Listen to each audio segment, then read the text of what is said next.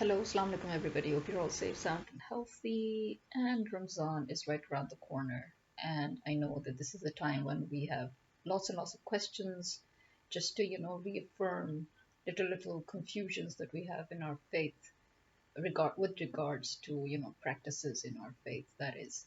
And we've got these various um, sort of refresher, little refreshers that we're looking for in order to remind ourselves of what it is that we're supposed to do, what it is that we need to avoid, and everything.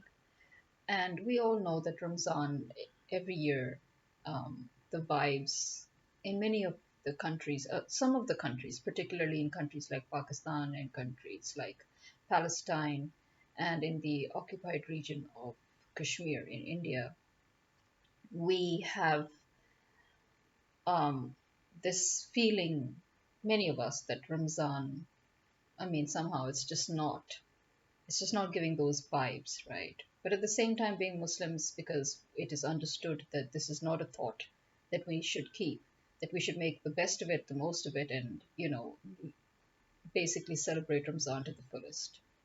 Which comes to the points of, again, things we need to remind ourselves of, what to do, what not to do. With regards to celebrations, let's begin with that. I remember very well the hadith that I once read a long time ago, where the Prophet said that, in life, there are many things about life that should be enjoyed, it should be celebrated. So, whenever you find a chance, to express joy, to be happy in life, you should go ahead, right? But then at the same time, we have all these, scholars that keep on telling us that there are a lot of celebrations that come under bid'ah, they come under prohibitions. And many of them seem to add birthdays and Mother's Day and other such days into it. But at the same time, we are also very clear of the fact that actually those celebrations are bid'ah, which are religion affiliated, right? As in they're religious. They have some sort of a religious connotation to them, right? But if they are celebrations that have nothing whatsoever to do with any religion or any, spiritual act that denotes another culture or religion that has nothing to do with yours, if that celebration is 100% secular, so to speak, it has nothing whatsoever to do with any religion, then it's okay, right? So there are many little celebrations that we do in life, um, and it's okay because the Prophet said that, whenever you get a chance to celebrate whenever you get a chance. But then they also remind you of the hadith where he talks about the two major celebrations. Yes, he did talk about the two major celebrations. He talked about Eid al-Fitr, he talked about Eid al-Adha, right? So that's fine. I mean, but those are the religious celebrations. But remember, the Prophet did indeed tell us that we should try to be as happy as we can in life and make the most of it. And this is based on that also that we are told to make the most of it in Ramzan, despite the circumstances, and that we should think of it as, a blessed, which it is. It is a blessed time, and we should think of it as that, and we should, you know, as I said, celebrate it. Okay, so that's one thing out of the way, and then the other thing, let's just sort of remind ourselves of the little things, little confusions that we've sort of touched upon in the previous podcasts.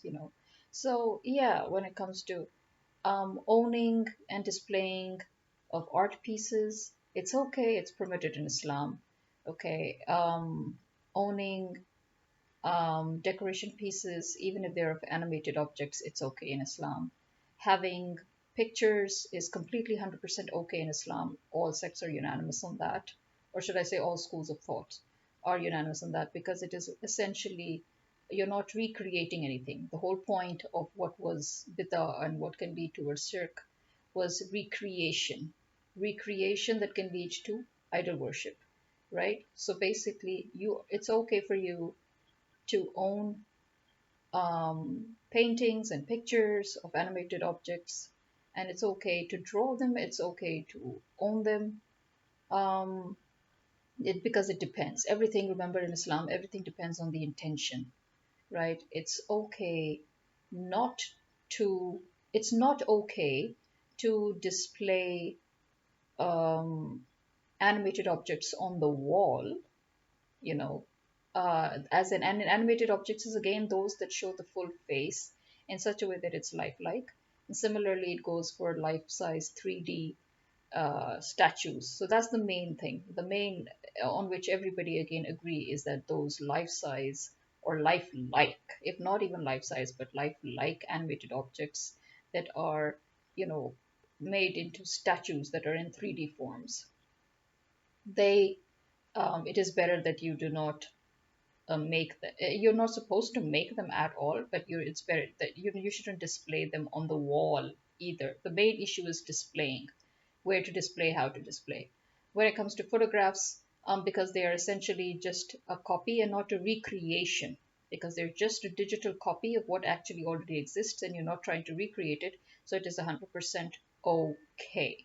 Similarly, as I said before, even if you have those decorative masks, those traditional masks that have nothing whatsoever to do with any religious connotation, and they are essentially 1D or 2D anyway, so they do not fall under the category of your 3D, um, you know, statues or whatever. So again, that's okay. Again, everything depends on how you're displaying them, where you're displaying them, and what you think of them. I mean, basically. Similarly, it's okay to be a fan of anybody. It's okay to be a fan of a celebrity. It's okay to, admire other people, but just don't go and be a complete fanatic. You understand? So when you become obsessive about somebody, or about a celebrity, or about a team, or about anything, that you forget all your daily life activities, that is where you go wrong, because that is going towards idolization, which goes towards idol worshipping. In other words, nothing should basically in Islam, no form of extremism is allowed. Okay, so there we have it. Similarly, remember that when you are in Umrah, and as well as in the state of Hajj, when you're in the state of Ihram, notice that women are allowed to wear anything as long as it's modest. There's no restriction on what to wear, what color to wear, as long as they're modestly covered. The restrictions or the particularities with regards to what to wear applies only to men. That in itself should tell you that in your purest state, what you are allowed to wear. That is what you're allowed to wear in your daily life. So women, in fact, during the times of during Umrah and during Hajj, they're not even allowed to cover their face. And this is a very, very, very clear tradition which Hazrat Aisha made extremely clear to her friends when they wanted to go for Umrah, and they were a ladies only group, by the way, which also tells you that actually you don't necessarily need a mahram as per Islamic law and as per Islamic traditions of the Prophet's time. So if there were a group of women who wanted to go perform Umrah, they went and did it with Hazrat Aisha. They didn't have any mahram with them. And she made just one condition with them, and that was don't cover your faces. So that tells you that in Islam, any act of extremism is not liked. So if you're like literally covering yourself to, full face, this, everything, that is also actually not encouraged in Islam. And if you're, showing off skin, that is also not encouraged. In other words, dress modestly. It doesn't matter what color hijab you wear, it doesn't matter what color clothes you wear. In fact, the Prophet has said it again for women, that women should enjoy themselves, in the sense that they should paint their nails, they should look beautiful, they should dress nicely, and even for men, by the way, even for men, he said you should look nice, you should groom yourselves, you should dress nice, you should add some to the men who obviously he went all the way to even say that when you come for Jummah prayer, put on some perfume, you know get ready, get dressed, in other words, basically, because as he said, Allah is beautiful and he loves beauty, and Allah says that I have made you, as the one of my most beautiful creations. So here you are. It's all about, dressing well, grooming yourself, looking nice. That is essential in Islam, yes, for both men and women. Remember that. So remember, there is nothing haram about trying to look nice, okay, for either sexes, okay? So for women, when you're wearing your accessories, when you're wearing jewelry, that is absolutely liked and encouraged. There is nothing against it in Islam. In fact, even when you apply makeup, there is no fatwa against makeup. Why? Because the Prophet never said anything about makeup or not applying makeup or anything. That particular hadith that some scholars always try to drag in, very sorry to say, but this is a fact and everybody knows it, but that hadith particularly refers to those women who make themselves up in order to attract men. And that was made very clear in the hadith. It is literally written in order to attract. So basically, it was talking about those women who sell themselves. Okay? They're talking about those particular women of that particular profession. They're not talking about regular women who are trying to keep themselves groomed. Okay, so that should be clear, please. As I said, whenever you're thinking about something, do your research. Your first source should always be the Quran, and your second source must always be the Hadith.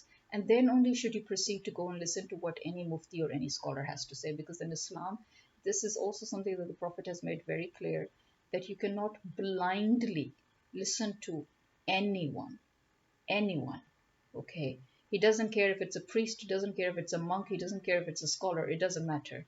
He made that very clear. So if you listen blindly to anyone without actually first doing your own research, without actually going to the source yourself, then you are committing shirk. And he mentioned that very clearly. Because as he said, if it is something that is allowed by God, and that person tells you it's not allowed, and you listen to that person, but you actually haven't bothered to know or to listen that God has said that no, it is allowed. So it is shirk. This is why, please, before listening to all the muftis and the scholars as to what is allowed and what is not allowed, first go to the source yourself. As a Muslim, it is your right and your duty and your obligation, your responsibility that you must go to the source yourself. You must. That is why in Islam, gaining knowledge is an obligation. It's not a luxury. And it is an obligation for every Muslim man and woman, as the Prophet said. Right? Also, as I've said before, it's all about common sense, please. Okay? So, as you see, um, many times when we get confused about something, we take it out of context and then we start, we start spinning and it all goes out of control. So let's just remember everything is about common sense. Pictures, common sense. Drawings, common sense. When it comes to photography, common sense. When it comes to makeup, common sense. When it comes to, you know, fancy hijabs and all, common sense, please. You can, as long as you're modestly covered, it doesn't matter how you cover yourself. As long as you're wearing a modest form of clothing, it doesn't matter what you're wearing. Okay. And then again, when you're thinking about prayers, what is extra, what is not, again, common sense.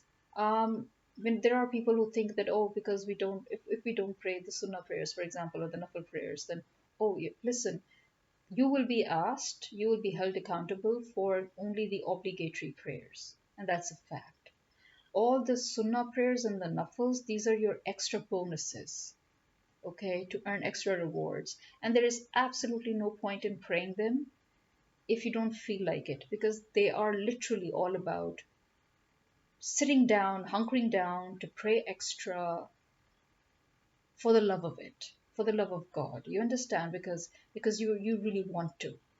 Okay? So there's a difference between an obligatory prayer, which is something that's your duty and you have to do it, and then there is the sunnah and the nafils, which are extra prayers, and you do them because you want to, and because you have the time, and because you feel like it, and so extra bonus.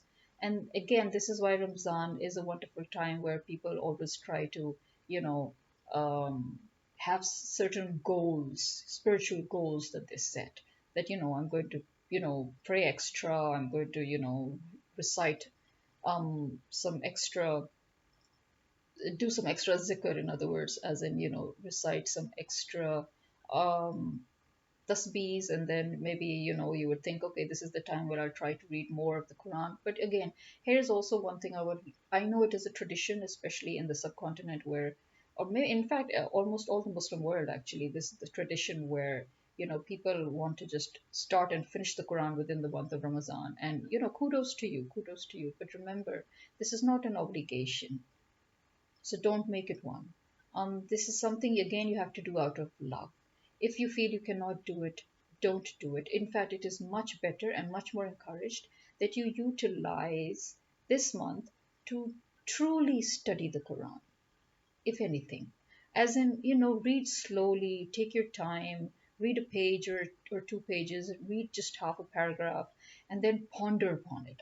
I personally feel this is the best way that you can actually, work through reading the Quran during Ramzan. Because on a daily basis, you read the Quran, we read a little, we read a page, we read 2 pages, maybe we read, a paragraph, and then, fine. But this month is about meditation, it's about reflection, it's about understanding, pondering, studying, observing everything that basically God tells us again and again in the Quran to do.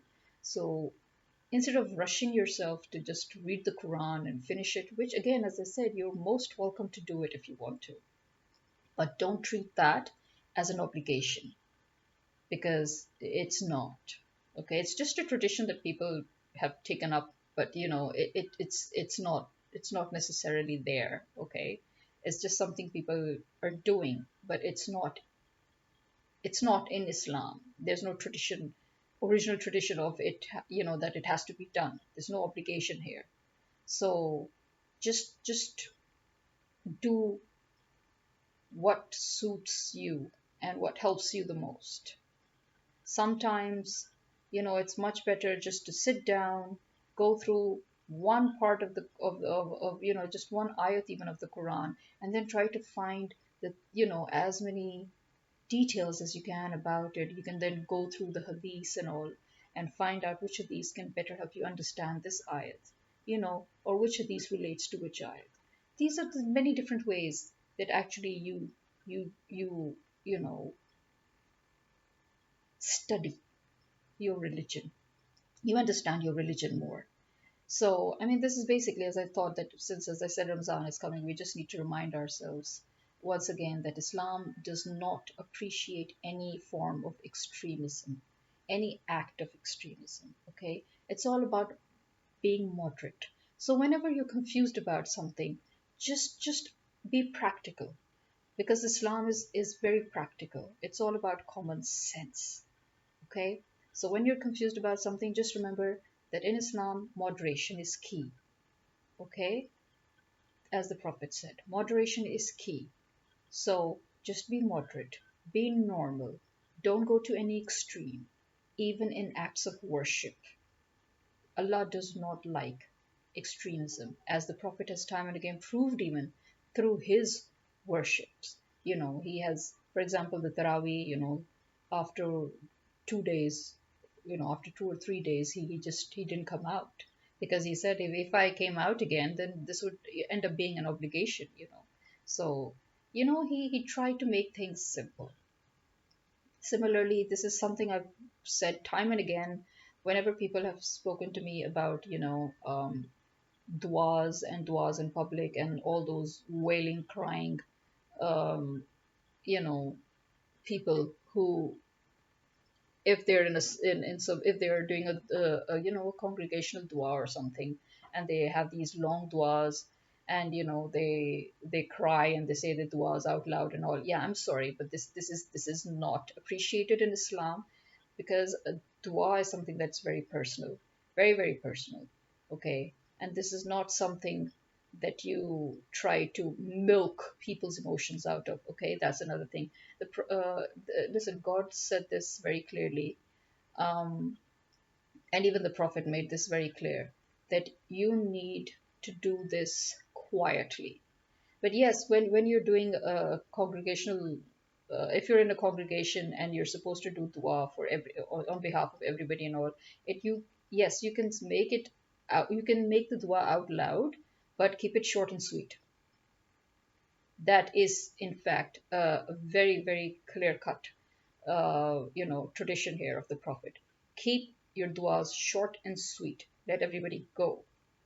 Okay, because again, dua is a very personal thing. Fine, you can do a congregational dua on behalf of everybody, after a khutbah, for example, or when the ladies have their religious gathering, and at the end, there's somebody who does a dua at the end of the prayers or the worship and all. Fine, but keep it short. You're not allowed to make those lengthy duas, and you're definitely not allowed to try to make turn it into this emotional rapture. You're not. Sorry. Okay. And there are some, I know some friends who have always told me that, there are some ladies who say, oh no, you should ask your dua from God. You should ask it as if you're a spoiled child and nagging at him, throwing a tantrum. You should cry. You should make a lot of noise. You should become a stubborn child. No, sorry. Sorry. You're not supposed to be doing that. Listen, if you actually beg for God for something like that and it comes naturally to you, that's fine. But don't try to endorse it. As I said, it's a very personal thing. So, how you ask God for something is very personal, and it's very, very, very, low key, in other words. So, you can't teach other people to throw tantrums like a spoiled child and cry and wail. And no, in fact, crying and wailing is as it is not allowed in Islam, period. As you know, even in a funeral, it's not allowed. Mourning is not allowed. So why do you think crying and wailing and chanting out God's name out loud and, screaming out and wailing your duas is going to be okay? No, it's not okay. Definitely not okay, right? So, yeah, remember God quietly. And that is about prayers too. If you know, why do we pray quietly? Why aren't we allowed to pray out loud? Yeah. One, consideration for other people. Two, it's a highly personal act. It's between you and God, and you have to do it low key because, as the Prophet said, God is not very far away from you. He's literally right. Imagine that He's right next to you. You don't need to scream everything out. Just say it in your hearts and say it quietly. Okay? So, yeah, so when you think it's okay for you to just give these loud chants, that again, I've said this many, many times that God also does not allow us to take his name out loud because we don't know in what situation anybody else is. And God made that very clear that if somebody else is in a very bad situation and you chanting my name makes that person curse you, you've basically made that person curse me. Yes. So be careful. Be careful. Don't scream God's name out loud, suddenly saying Allahu Akbar or suddenly saying, oh Allah, and also don't, please keep it to yourself. Okay? It's definitely not liked in Islam. It's definitely not appreciated by God Himself. So basically, remember, why do we keep on saying that Hukukul Ibad comes first and Hukukullah comes second? These are all part of your Hukukul Ibad acts. In all these acts, it is consideration for other people as well.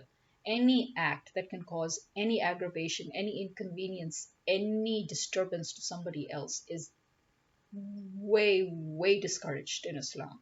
So it's again, as I said, everything is about common sense. Everything is about consideration for others. Everything is about, you know, when it comes to God, there is no compromise. Okay. So do not go down that rabbit hole, is what I'm trying to say. Do not go down that rabbit hole because Allah knows best. And when Allah has said the foundation of Islam is that every action is judged by its intention. So actions are judged by intentions. This is the core, this is the foundation of the foundations of the laws. Okay? So basically, God is telling you that He will judge everything that you do based on your intention. Okay? Again, except when it comes to you harming somebody or you causing harm to somebody or you hurting somebody. And if that person has said that you have hurt him, and if you refuse to apologize to that person, then I'm sorry. Or if that person refuses to forgive you, then I'm sorry. Yeah, God is not going to forgive you either, because that is on the person. It's on the person if he chooses to forgive you or not. This is why, again, remember, Hukukul Ibad comes first. Hukukullah comes second, because God says, I can forgive you anything that's between you and me. But if it is something that you've done to somebody else, I cannot forgive you until that person forgives you. And if that person doesn't forgive you, then I will not forgive you. It's as simple as that. So, again, let's try to stick to common sense when it comes to Islam. We, especially in the subcontinent, we tend to mix a lot of our pagan rites and rituals, and we tend to mix a lot of our colonial, the colonial traditions or laws. And then we start saying that, oh, this is part of Islam as well. It's not. Very little things, such as, for example, 1,000 times have I made this clear that in Islam, a woman is not required to. In fact, she's not supposed to. She's not supposed to put her husband's name with hers. But unfortunately, because we're all post-colonial, we have that post-colonial law that dictates that if you get married, now you have to change your ID card and you have to change your passport and you have to change everything because now your last name has changed, which goes against Islam. But it's the law of the country. So Islam also says follow the law of the land that you're living in, but Islam also says that a Muslim country is not allowed to make laws that can contradict Islam, you know.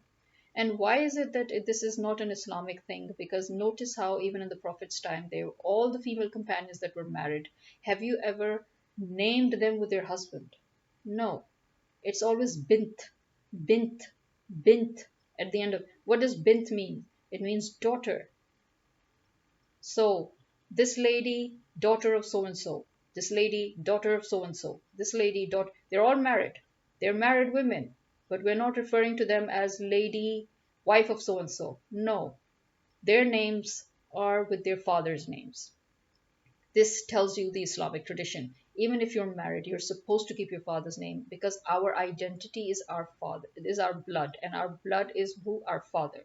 So our fathers are basically our identity, our family name, that is our identity. Okay? Your husband is not your identity. Your husband is your equal partner. This is another thing that nowadays I keep on seeing these new movements of people who keep on and on trying to, they want to go back to their traditions. Again, Islam came to break those traditions. So why do you want to go back to those traditions? You know, and what traditions? The tradition where man literally owned woman, and so basically when the father was the guardian of his daughter. In Christian, this is your colonialism and your ancient pagan beliefs also that are coming in. So you have your Christian colonialism going on, and you have your pagan beliefs going on. And in both of these, there was this hierarchy where man was superior. But in Islam, there is no hierarchy. Nobody is superior. No rich, no poor, no white, no black, no man, no woman. Everybody is equal, remember? So you're defying Islam. And again, in a way, by doing that, you are going towards bid'ah. And you can even go towards shirk, right? Because listen, only God owns us. We belong to nobody, we belong to God, right? So it is this Christian uh, practice where where the father is the guardian of the girl. Have you ever seen in Muslim practice fathers giving away their daughters? No. But recently you see many girls asking their fathers to give them away because it's such a romantic notion. No, it's not a romantic notion. Please wake up. It's not. It's not in Islam. It's not even in our tradition. It's not even, okay, you want to go back to your tradition? It's not even in our tradition. In our tradition, have you ever seen a father give away his daughter in your subcontinental traditional marriages? Even today. Even today. And forget today, okay, go all the way back. Go all the way back to our pagan culture even. Did our fathers give away their daughters in marriage? No. You would see a huge group of girls who were essentially the friends and the cousins and the sisters of the bride who would bring the bride to the stage or to where the groom is, right? And normally, um, Nowadays, you see girls literally asking their male cousins and brothers to, and it's actually wrong. You want to go back to your tradition, go back to that tradition. Thank you very much. That culture actually made more sense, and it was much more closer to Islam than anything else, because in Islam, the father doesn't give away the bride. This is done in Christianity. And again, in Christianity, why was it done? Because the women were considered properties, they were considered chattels. Okay. So the father owned the daughter, and when he gave away, look at the words used, he's giving away. Don't you see what's going on here? So he's giving her away to another man. So now that man owns her. Now that man is her guardian, and that man owns what should have been her property too. And this is not in Islam. In Islam, your parents are your mediators. They're not your guardians when it comes to marriage. As soon as you've hit puberty and you're mature.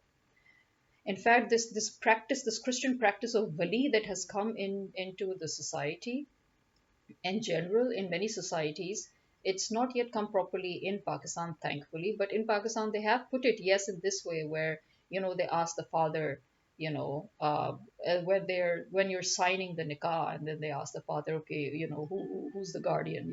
Yeah, no, this is not an Islamic practice at all. Again, let me remind you, Hazrat Khatija directly sent a proposal. She didn't have a wali. She didn't even send anybody as her wali. She sent the proposal. And who did she send it to? The Prophet's uncle, right? She sent it to the Prophet's uncle. She asked for the Prophet's hand from his uncle. So, in fact, if you have to go through that, then one would argue that actually a man needs a wali. Hazur was a man, and his uncle, she didn't ask him directly. She asked him through his uncle. So does that mean that he needed a wali? No. She asked him through his uncle out of due respect for the uncle. And what did the uncle do? The uncle asked him, and he said yes. And also remember that the Prophet invalidated all those marriages that were arranged, all arranged marriages. Even in one instance, when the girl said that no, but actually I'm happy. The Prophet said, you're happy? Okay, get married again of your own volition. But this marriage, right, that you are in, this is invalid because you weren't asked. It was arranged. In Islam, it is important that the potential spouses must meet, not alone, but they must meet. They must meet with their parents acting as mediators, with their parents sitting there with them, or somebody in the family sitting there with them. There has to be somebody there with them, but they must meet. They must talk. They must talk about what they think they're getting out of that marriage, what they plan for the marriage. They must talk about the haq mahar. They must talk about everything, and they must see if they can actually, if they can gel. In other words, okay, they have to see that okay, yeah, we can actually get together. We can think of each other. We can think about it. We can see ourselves living as husband and wife. You understand? It is necessary in Islam that they actually talk to each other. But it is also necessary that there should be somebody there with them, okay? And it is mentioned very clearly in the Quran that your parents are your mediators, your arbitrators. So please understand that nowhere is there guardian mentioned. The word guardian is not mentioned in the Quran. The word mediation, mediators, arbitrators is mentioned. Why? Because they're saying that okay, so if the two of you want to get married, your parents will help with the communication, they'll help with all the intricacies, and they will help as witnesses and mediators of your marriage. Okay? But no way are your parents guardians, you know. And as I said, this Wali thing, in fact, created a lot of problems, because that is where all the problems began, when suddenly you're suddenly finding out that a minor girl has been gotten married to an older man because her father gave her away in marriage because he's the Wali, he's the guardian. No. In Islam, when you're minor, then yes, then your parents are your guardians for both boys and girls when you're a minor. But when you've hit puberty and when you're considered mature, then yes, And you know what? During the Prophet's time, many women had no guardians whatsoever, and they sent proposals or dealt with proposals directly. Yes, they did in Medina, okay? And this is during the Prophet's time. So again, before you talk about this Wali thing and try to create this whole myth around it, please go all the way to the direct source. And that is, how did people get married during the Prophet's time? Were there any Walis involved? No. Were there mediations involved between parents? Yes. Those who had nobody to get involved with, did they still get married? Yes. How did they? They dealt with it directly. Hazrat Khatija dealt with it. Did you ever hear of how the Prophet said, "Oh no, you need to send somebody to my uncle, and then that somebody will talk to my uncle, and then we will talk through that person"? No, you know. And even if she did send somebody, she wouldn't send somebody as a wali. That's the whole point. The point here is wali. There is no guardian. You understand? You have mediators. You can use your parents as mediators, but they're not your guardians once you've hit puberty. No. So, again, understanding Islam, that it is a very practical a religion full of common sense, and the fact that you're always, going down that rabbit hole while trying to understand things, just read the Quran. And if the Quran, if you don't understand some of the things there, again, you have the Hadith. Why do you think the Prophet he had so much to say? Everything that he said was basically explaining what you couldn't understand in the Quran, or explaining in great detail what the Quran just summarized. It's as simple as that. Didn't Hazrat Aisha say that he was a walking, talking Quran? If you understood what he said, you understood the Quran. So why are you people still, going to regress? We are regressing. I'm sorry to say, people had more common sense in the 90s and the early 2000s, even in Pakistan, despite all the bid'at and despite all the weird aspects and all the innovations and everything, but still a large number of people had a lot of common sense when they were dealing with all these little things in Islam. But recently, I don't know what's happened, but recently you have people who are non-Muslims in the West who are studying Islam, and they're understanding Islam, and they're converting to Islam. And then you have the Muslims here in our countries who are getting more and more confused, and then they go down this rabbit hole of what is haram and what is halal, and they get completely confused, and they start applying everything to everything. Listen, everything has a context. Everything has paintings, I mean, paintings in the sense of animate object paintings on the wall. There's a context. Hanging decorative objects on the wall, it has a context. you know um it's so clear that anything and everything that has, as Muslims, again, as Muslims, who do we believe in? Just one God. Can we consider any other thing to be equal to him or superior to him or anywhere near him or closer to him? No. Then how does it apply to us? It doesn't. As Muslims, many of the things that, all we're basically asked is not to mimic the religions, the religious traditions, okay, the cultural traditions of those, who who were before us, as in our pagan ancestors, and the Christians and the Jews, because technically they were before us. So it involves them too. It encloses them too. Okay? So, as the Prophet said, do not mimic them. And he meant, do not mimic them in any of the acts that were in any way religiously connected. And you understand, any of those acts that were connected to their religion or to their traditions and cultures that became a part of their lifestyle, that one way or the other could again become one way or the other connected to, again, their religion. So we cannot mimic those things. But other things that have nothing to do with any religious connotation, you're okay. So please try not to get so engrossed in all these confusions that you forget common sense. And let's try not to regress as Muslims.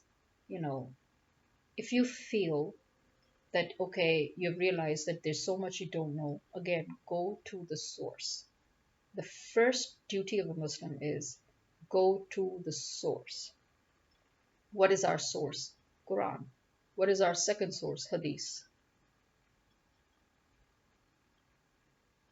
Then we can think about checking out what different scholars have to say. And then you come with a conclusion. Again, never listen to one scholar. There are many authentic scholars who will give you many authentic references. Right from the start, it's always good. Why do you think we have four schools of thought? All these four different schools of thought, they essentially had one teacher. Do you know that? They literally had one teacher, but they all derived their own conclusions from their own deeper studies and researches. And they all decided that they would never debate with each other on the essentials, on the fiqh, you know. They had all four of them, they had agreed with each other that no matter how far along our debates go, no matter how deep our debates go, no matter how deep the topics and subjects we touch on Islam, in trying to understand, you know, what the, you know, in trying to understand the concept or the, you know, in order to reach a conclusion, but we will never debate on fiqh. And right now, what are our people doing when they try to go down that rabbit hole? They ultimately try to go and think and you know, debate on fiqh. Don't. There is no debate there. At the end, what is essential is you need to do your own deep diving. Read the Quran, the translation, then go through all the ahadith. And then if there's still a confusion, listen to not one, but many other scholars. Listen to all the scholars, all the authentic scholars, see what they have to say. And then do some more study, and you will arrive at a conclusion. And as the Prophet said, that if there is a conflict between your mind and your heart, listen to your heart. That will give you a better conclusion. Okay? So when there is any such conflicts, you know, these kind of little daily life conflicts, and when you're trying to understand it, just listen to your heart. What does your heart tell you? After understanding everything, that is. Okay? So I hope this helps everybody because, as I said, Ramadan is around the corner. Do remember, it's all about the intention, and extremism in any form is not allowed. And Allah knows best. And this is me signing out for the Hafiz. And Ramadan Mubarak in advance, just in case I don't pick up the mic for another podcast. Okay? And once again, during this Ramzan, we can pray for the Muslim Ummah, we can pray for Palestine, which we're always praying every day anyway, and for Kashmir, and basically for humanity in general. That may God listen to everyone's prayers, may God give everybody respite, may God give us a glimpse of peace at least. Ameen. And this is me signing out. Khuda Hafiz.